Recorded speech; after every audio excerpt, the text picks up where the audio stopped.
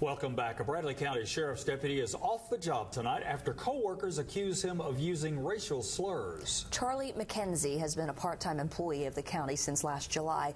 Multiple co-workers recently came forward saying he's used the N-word on more than one occasion while on duty. News Channel 9's Natalie Janareski is here now. Natalie, we got several calls from viewers who wanted to make sure that this wasn't being swept under the rug.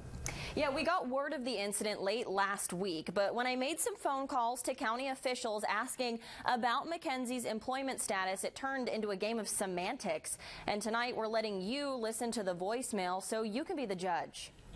Hey, Natalie, it's Bob Galt. I've talked to the sheriff, and he said that we have not suspended anyone. So I asked him about specifically what you said, and that was his response. Thanks. Bye. That's Bradley County Sheriff's Department spokesman Bob Galt on my voicemail last Friday when we first called. 5 days later, we got this formal press release from the NAACP outlining allegations of racial slurs made by Deputy Charlie McKenzie. Galt, however, continued to deny knowing about the incident. Only after driving to the Sheriff's Department and demanding to speak to the sheriff were we granted an interview. He confirmed what we already knew. I was about the last one to know. Friday, it was brought to my attention that a couple of the court officers had written out statements about him doing that.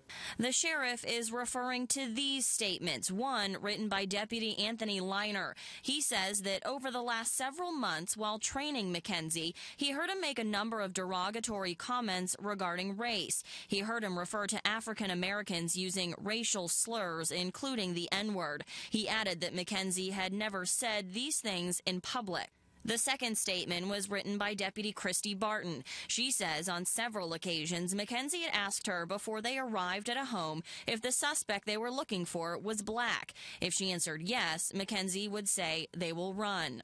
Once these allegations come out and these letters that I saw, I had our internal investigator, Walter Hunt, to go to his home and find him about what was going on and question him about, what his situation was. It was then that Sheriff Ruth says McKenzie resigned, blaming medical issues. Ruth added that McKenzie hadn't successfully passed his evaluation period, so he wouldn't have been kept on the staff anyway.